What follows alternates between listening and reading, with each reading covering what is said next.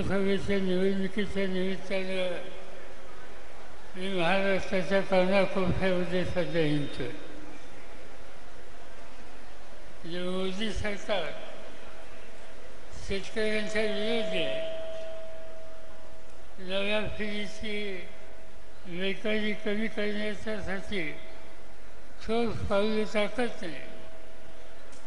समाजातले स्त्रिया असोत, अल्पसंख्याक असोत, दलित असोत, या उपेक्षित घटकाच्याकडे लक्ष देण्याची जबाबदारी पाळत नाही. त्या मोदी सरकार आणि मोदींचा पक्ष हे महाराष्ट्राच्या समाजकारणातनं बाजूला कसा करता येईल यासाठी हे माझे दौरे आहे. मी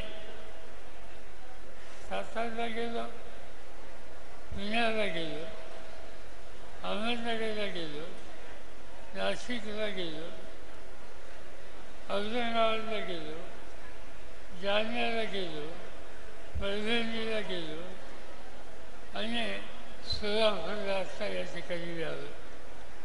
या सगळ्या जिल्ह्यामध्ये लोकांची मनस्थिती दिसते आणि ती मनस्थिती भाजपच्या हातातून सत्ता घ्यायची. शेतकऱ्याला न्याय मिळायचा असेल तर मोदी सरकार त्यांच्या हातातली सत्ता काढून घ्यायची आणि ती सत्ता काढून घेऊन शेतकऱ्यांचं तरुणांचं नेतृत्व करण्याची ताकद ज्यांच्यात आहे ते प्रत्येक जिल्ह्यामध्ये उद्या करून त्यांना शक्ती द्यायची. आणि त्याच हेतूनं आम्ही लोकांनी हा निकाल घेतला की माझा मतदारसंघामध्ये धैर्यशील मोहिते पाटील यांची निवड करून एका तरुण माणसाला संधी त्या ठिकाणी दिली. तसंच सोलापूर शहरामध्ये विधानसभेमध्ये अनेक वर्ष काम करणारी वनिती शिंदे हिला लोकसभेच्यासाठी संधी देऊन आज उभ्या आहेत. या दोन्ही उमेदवारांना मोठ्या मतानं विजय करणं ही आपली जबाबदारी आहे आणि ती तुम्ही फार फाळावी ही विनंती करावी मिळाली. आणि त्याच्यामध्ये दुधात साखर म्हणतात त्याची गोष्ट या ठिकाणी घडली. आणि ती दुधात साखर म्हणजे संजय क्षीरसागर गेले 25 वर्ष महड तालुक्यामध्ये साधारण जीवनात काम करत होते.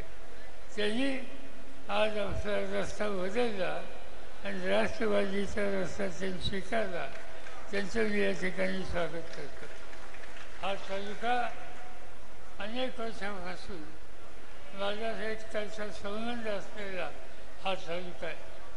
तुमच्यापैकी अनेकांना माहीत असेल 1971 ते 77 या काळामध्ये सोलापूर जिल्ह्याचा पालकमंत्री म्हणून माझ्यावर जबाबदारी होती. आणि त्या काळामध्ये मी अनेकदा बघितलं या मोहोळमध्ये संभाजीराव गरड असतील, त्यांचे बाकीचे सहकारी असतील, या सगळ्यांनी आम्हाला लोकांना साथ दिलेली होती. आणि आज पुन्हा एकदा इथं पक्षाची बांधणी करायची आहे, लोकांचे प्रश्न सोडवायचे आहेत आणि ते करायचे असेल